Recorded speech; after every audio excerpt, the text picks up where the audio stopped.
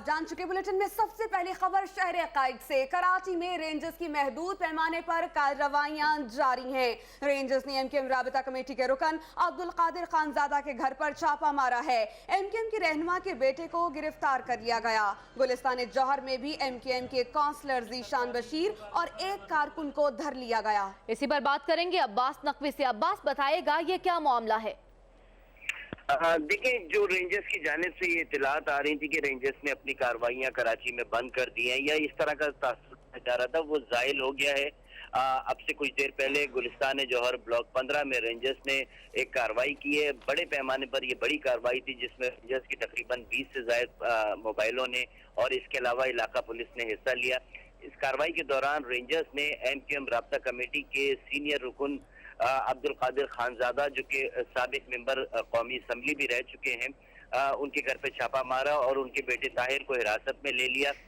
उसे नामालूम मुकाम पर मुंतकिल कर दिया। इस वाक़े के कुछ ही देर बाद, इस कार्रवाई के कुछ ही देर बाद गुलिस्तान जौहर के इलाके में राबिया सिटी में कार्रवाई की गई, जिसमें एमकेएम के एक बल्दियाती काउंसलर को और एक कारकुन को हिरासत में लिया है।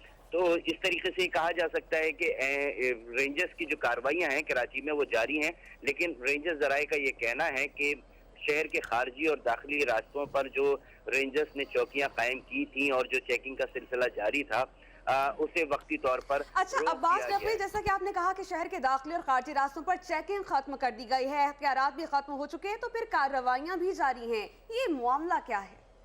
देखें, चूंकि 19 तारीख को रात 12 बजे रेंजर्स के क़याम की मुद्दत जो थी वो मुकम्मल हो गई थी और उसके बाद एक नया नोटिफिकेशन सिंध गवर्नमेंट की जानिब से जारी किया जाना था, जिसमें रेंजर्स को तौसी देने के हवाले से फैसला किया जाना था, वो अब तक जारी नहीं किया गया है। इस बिना पर रेंजर्स ने अपनी कार्रवाइयां कुछ महदूद जरूर की हैं, लेकिन रेंजर्स की कार्रवाइयां शहर के मुख्तलिफ इलाकों में जराइम पेशा अफराद और दहशत गर्दों के खिलाफ वो बदस्तूर जारी हैं, लेकिन वो टारगेटेड है, सिर्फ महदूद पैमाने पर कार्रवाइयां की जा रही हैं। और दूसरी जानिब अगर देखा जाए कि शहर के खारजी और दाखिली रास्ते, बिलखुसूस हाईवे, नेशनल हाईवे और हब रिवर रोड को अगर देखा जाए जो बलूचिस्तान से मिलाती है, इन तीनों रास्तों पर रेंजर्स ने अपनी पिकेट्स कायम की हुई थी और शहर में दाखिल होने वाली गाड़ियों की चेकिंग की जा रही थी और इसी तरीके से शहर से बाहर जाने वाली गाड़ियों की भी चेकिंग की जा रही थी। वो रेंजर्स ने वक्ती तौर पर उस सिलसिले को रोक दिया है, लेकिन रेंजर्स की जो टारगेटेड कार्रवाइयां शहर में दहशत गर्दों और जराइम पेशा अफराद के खिलाफ जारी थी, वो बदस्तूर जारी है, लेकिन वो सिर्फ टारगेटेड है। मखसूस मुकामात पर मखसूस कार्रवाइयां इस वक्त की जा रही हैं, जो जिस तरीके से प्लान करके और अच्छा अब्बास नकवी, ये बताइएगा इस कार्रवाई के अलावा क्या कुछ मजीद कार्रवाइयां भी की गई? देखिए, सबसे बड़ी अगर सियासी बुनियादों पर कार्रवाई कहा जाए तो वो यही है अब्दुल कादिर खानजादा की।